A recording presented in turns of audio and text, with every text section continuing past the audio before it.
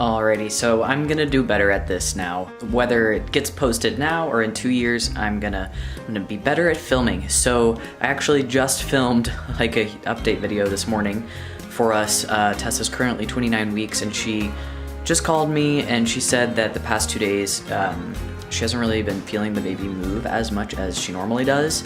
And she just was getting a little bit worried today at work because it just seems that he's not himself right now. And she called her doctor and they recommended that we go over to the OB Triage and just make sure that everything is okay and get checked out. So she's on her way home from work right now. It is 2:55 p.m. on February 4th. So hopefully everything is okay because it is definitely too soon for this baby to be here yet, and we just want to make sure that everything's okay.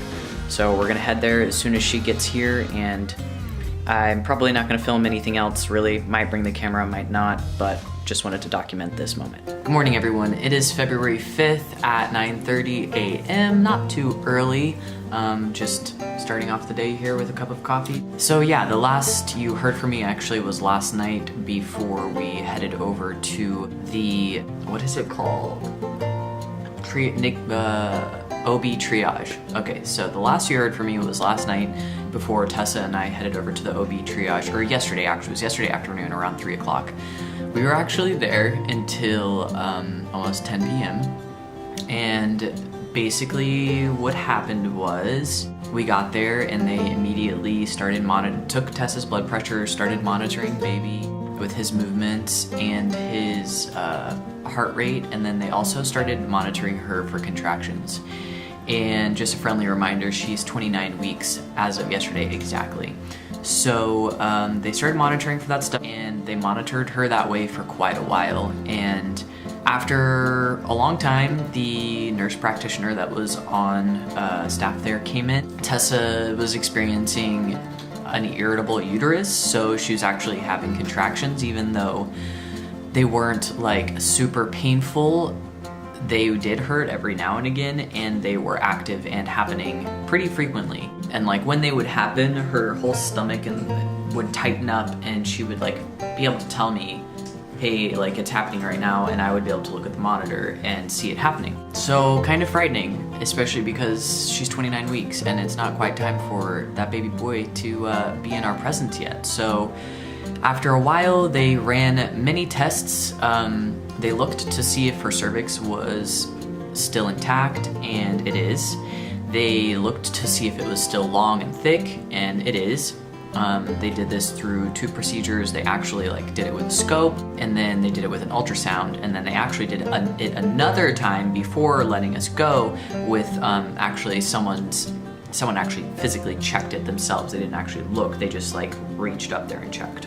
And that was very painful for Tessa. It is still closed, which is great. So what they're basically trying to figure out is if the contractions that she has been having are affecting the cervix, and to see if they are opening up the cervix, to see if she's getting dilated from these contractions, or to see if they are just contractions that aren't doing anything. There was another test that they did, so they swabbed the inside when they were in there with the scope, and they sent that off to see there's something they can check for to see if she's gonna perhaps go into labor in the next 2 weeks, and that came back negative. So that's really, really great as well, because if that had come back positive,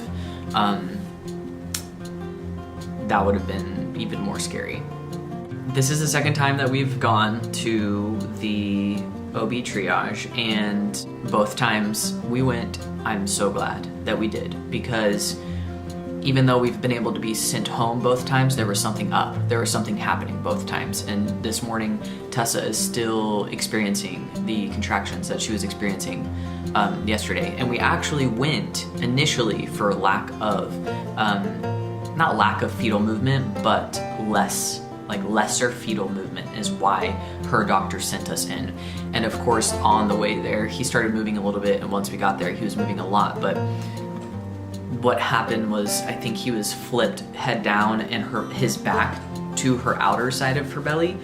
So any movement that he really was having, like fists, legs, and stuff, wasn't necessarily being felt on this outside area. It was more he was moving inwards and kicking inwards, so she just couldn't feel it as much.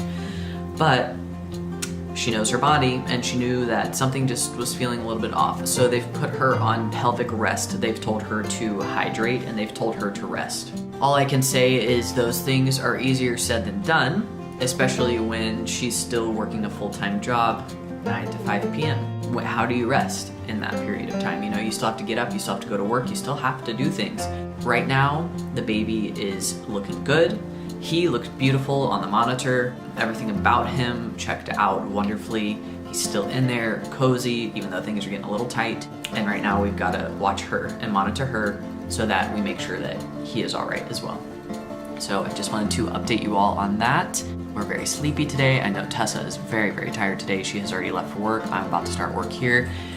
And we're just really thankful that he's okay and that she's okay. So that's it for now.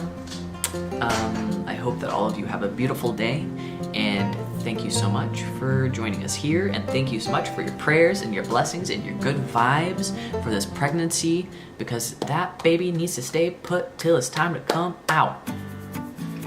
We are very excited to meet him though, but we just want it to be a healthy, safe pregnancy. We want him to be just ready. We want him to be ready to come out, not coming out super early, but you know, things happen. Okay, so thanks for joining us, and we will see you next time. Bye.